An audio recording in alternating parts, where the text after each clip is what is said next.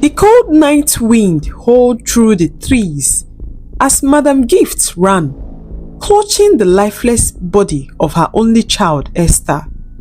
Tears streaming down her face, her voice hoarse from hours of crying and praying. God, you said in your word, I shall not die, but live and declare the works of Lord. My daughter is not dead. My Esther is not dead. Her legs burned from running, but she did not stop. She could not stop. How could she accept that her only child, the one she had fought for, prayed for, and suffered for, was gone?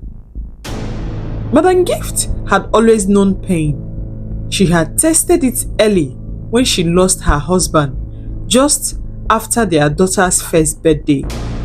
Her world had shattered, but she refused to let grief drown her. With Esther strapped to her back, she fought through life, working tirelessly to provide. But life had never been fair. Her husband's family had turned against her. His brother storming into their home just days after the funeral. You have no son for my brother. You are nothing to us. Get out of our brother's house. They threw her out like a garbage, stripping her of everything her husband had worked for. With nothing but her child and few clothes, she started over, doing menial jobs just to put food on the table. Yet, through it all, she never complained. She never stopped believing in God. But nothing could have prepared her for the battle that lay ahead. It started with a fever, just a mild fever. Mommy, my tummy is paining me, little Esther had cried, clutching her stomach. Madam Gift had prayed over her, believing it was just a passing sickness. But when her daughter's body grew weaker, when she stopped eating, when her eyes turned dull with pain, she knew it was beyond prayers alone. She rushed her to the hospital, her heart pounding in fear. The doctors ran tests, and they came with the words that shattered her very soul. Your daughter has a severe kidney infection. She needs transplant immediately. A transplant? How? With what money? She asked. Her knees buckled as she collapsed into a chair. She had nothing, no savings, no family to turn to, no help. But she had faith. For days she prayed and fasted, believing God for a miracle. And then the miracle came. A young man walked into the hospital one day and asked the doctor, "Is there any patient here who needs financial help?" Without knowing her, without even meeting Esther, he paid for everything. The surgery, the medication, everything. Madam Gift fell to her knees, thanking God. My God never fails, she cried. My Esther will live again. She rejoiced. But the storm was not over yet. The surgery lasted hours. She paced outside the surgery room, gripping her Bible, whispering scriptures over and over again. Lord, you said in Exodus 23 verse 16, none shall miscarry or be barren in your land. I will fulfill the numbers of your days. Lord, fulfill my daughter's days. She is too young to die. Then the doctor stepped out, his face grave. Madam Gift's heart slammed against her chest. I am so sorry, ma, we lost her. Her mind refused to process the words. She shook her head violently.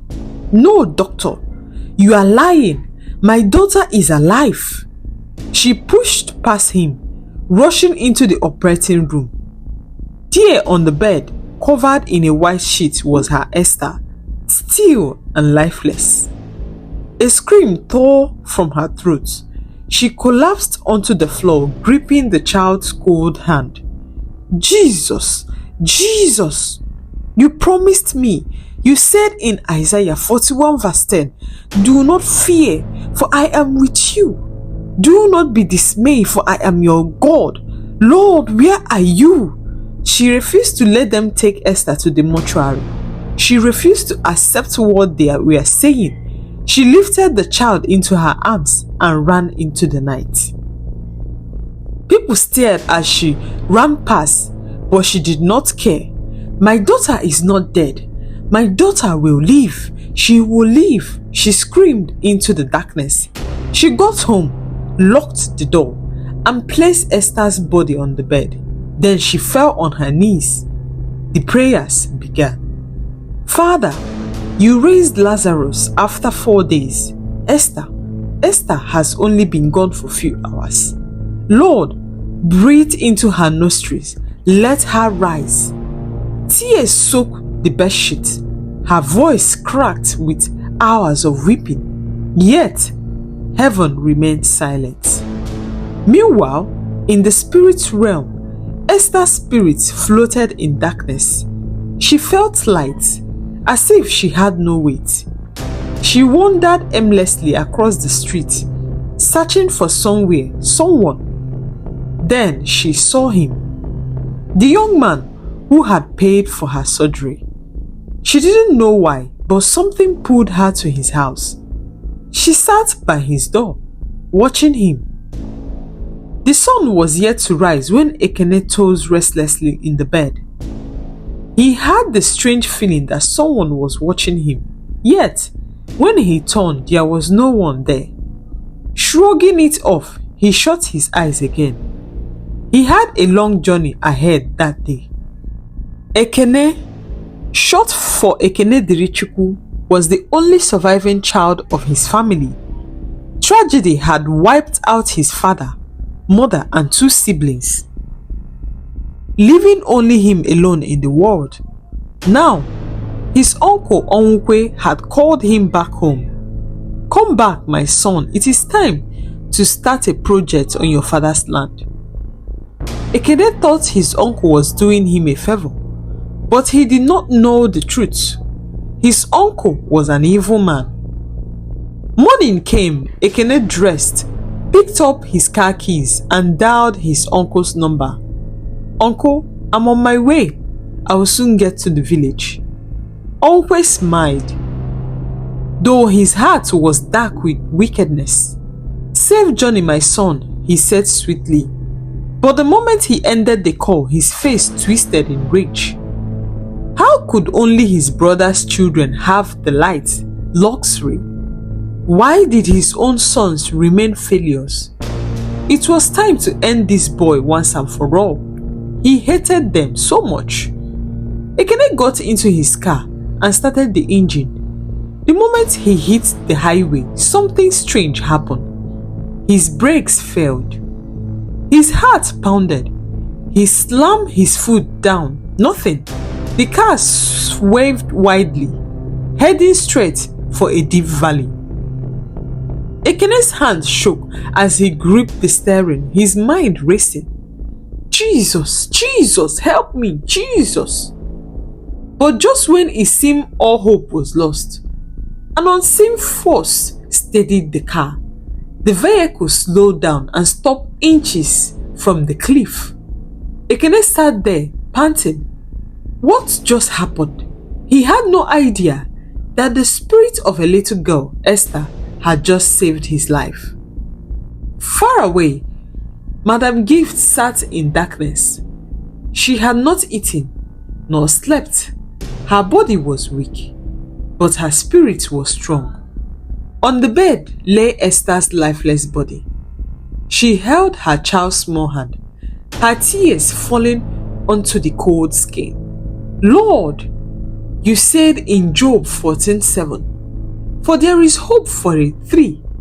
If it is cut down, it will sprout again. My daughter is not a tree. Lord, she is your child. She cannot die like this. I refuse to bury my child. I refuse to bury them young. Her voice broke as she lifted a bucket of water and soaked a towel and gently wiping Esther's face. Lord, you said in Psalm 30 verse 5, weeping may endure for a night, but joy comes in the morning. Lord, where is my joy? Will I not see it? She rocked the child, whispering, crying and pleading, she will not die. I will not cast my young. She prayed as she refused to give up. And as she prayed, Esther's spirit continued its mission.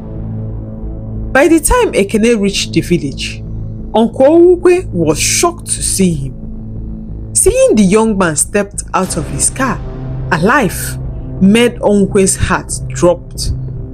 How is this possible, he thought to himself, masking his shock with a forced smile. Ekene told him about the brake failure. His uncle feigned concern, touching his chest. Oh, my son, thank God for your life. Thank God nothing happened to my brother's only child. What would I have said? But deep down inside, Uncle was furious. He had to try again. The next morning, Ekene left early for work after visiting the village. He had returned back to his base in the city. He left for work in the morning. He was still shaking from the incident, but he told himself it was just a mechanical failure. But he was wrong. As he turned onto an empty road on his way to work, a black SUV screeched in front of him, blocking his path. Before he could react, 4 men in masks jumped out, pointing guns at him. Get out! His hands trembled as he raised them up. Please don't shoot me. I don't have anything, please. It's not about money, one of them sneered. We were sent to end you. Ekene's knees went weak. He closed his eyes. God, please have mercy on me.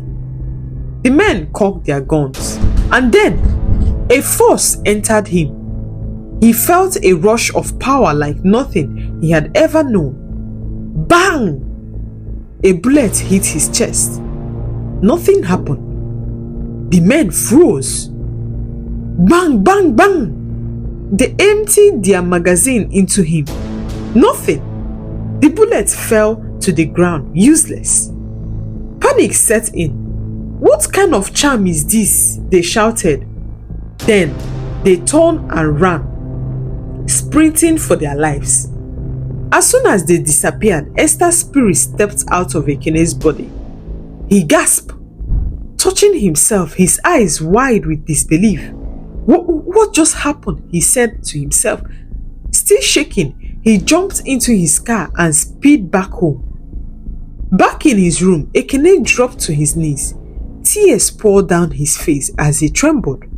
God, what is happening to me? He has survived 2 impossible situations. But why? How? He said to himself as he wept. Esther's spirit stood in silence, watching. Meanwhile, the assassins had barely caught their breath when they made a call.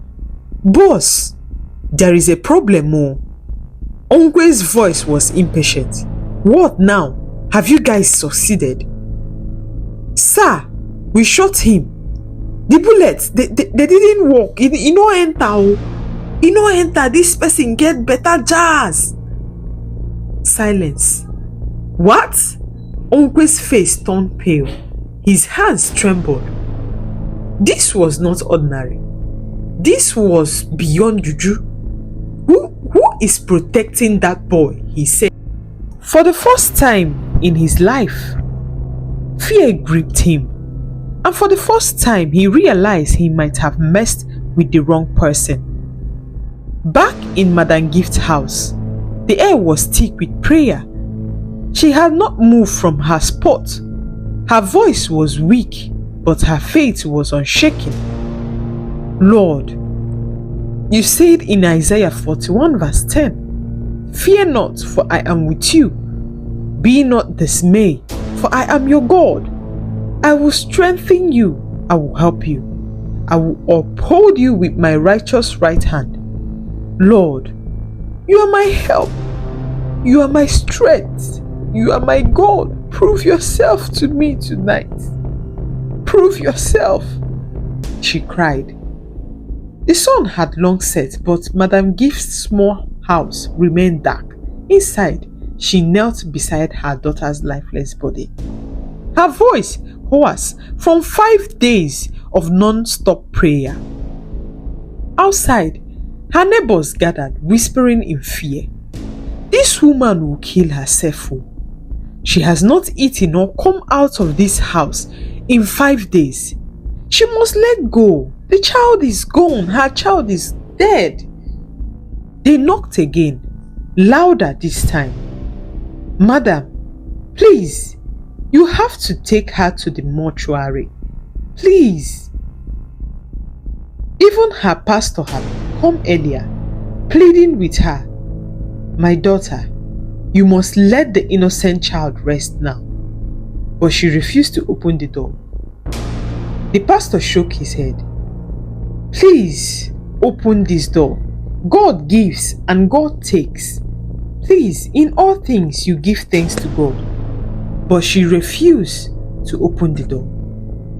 The pastor shook his head. If we leave her like this, we may return to find 2 corpses inside that house. His assistant nodded. Let's call the police. They should come with an ambulance.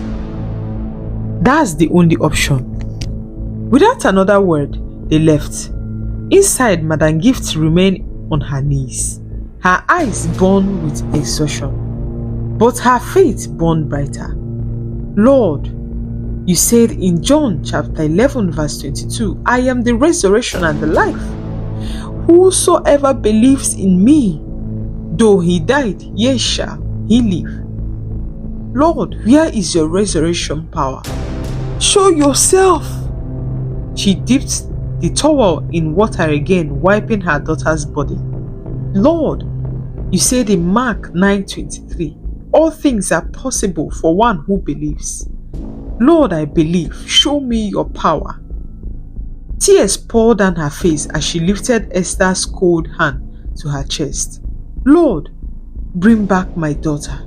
She is all I have. And as she prayed, she refused to stop or listen to anyone. Meanwhile, far away, Uncle Onkwe was restless. His assassins had failed. His dark charms had failed too. Now he had only one option left. Summon a deadly spirit to destroy Ekene once and for all. That night, he locked himself inside his shrine, kneeling before an ancient idol. He beat his thumb, letting blood drip onto the altar. O spirit of vengeance, hear me. Take Ekene's soul from this night. The flames of these candles flickered violently. The ground trembled. But just as the deadly spirit prepared to strike, Esther appeared there. A cold wind howled through the shrine. The idol's eyes glowed red, then turned black. Something had gone wrong. Before Onkwe could react, an unseen force slammed into him. Boom! He was thrown to the ground. Screaming in agony, his own dark power had backfired. His eyes turned white as a force stronger than him, anything he had ever summoned, invaded his body. His mouth opened involuntarily, and he began to confess. I killed my brother, he shouted. The people outside rushed in, only to freeze in terror. Onkwe was on the ground, shaking violently.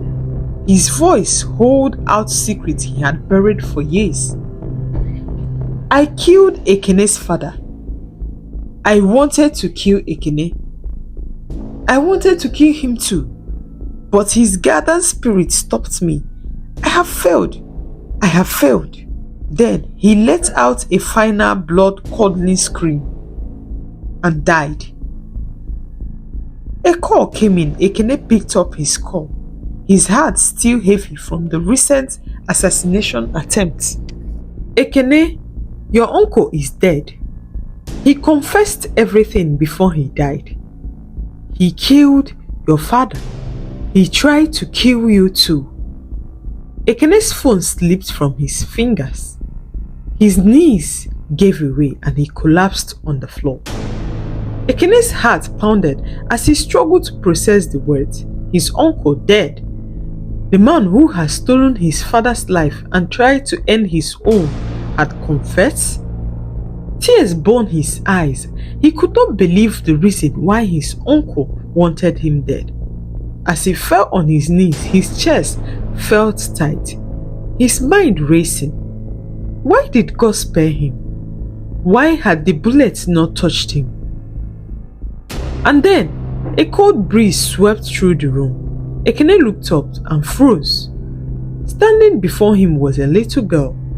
Her white dress shimmered, her small feet barely touching the ground. Her eyes held wisdom far beyond her ears. She smiled softly. His throat dried up. Who are you? She took a step forward. I am Esther. Ekene gasped. Who is Esther? She said, the girl from the hospital. One of the people you paid for their surgery at the hospital. I came to thank you, she said. His breath came in short gasp. But I don't understand. Her face grew sober. Because I am dead. Yes, I could not make it. But thank you for what you did. I was sent to protect you. Ekene's heart stopped. You protected me? She nodded again. Yes, the car accident, the gunman. I was the one defending you. Tears slipped down Ekene's face. Oh my God! Oh my God! Esther's small fingers reached out, but she didn't touch him. I came to tell you something very important. Ekene swallowed hard. What? She gazed into his eyes. Never stop doing good. Every good act is seen in heaven, she continued. What you did for me and for others was not wasted, even though I did not survive. Your kindness did not go unnoticed.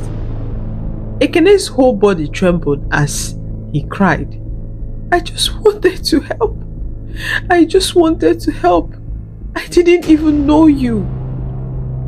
Esther's smile was warm, but God knew me.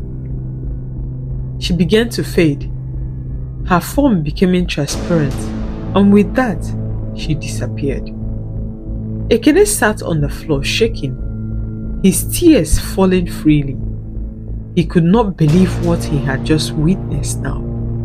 Meanwhile, outside Madam Gift's house, the siren of police van and ambulance filled the air. The neighbors gathered, whispering nervously as officers pounded on the door.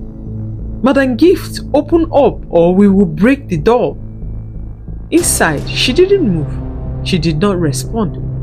She knelt beside her daughter's lifeless body, her hands clutching the small cold finger. Her voice was weak, but filled with desperation.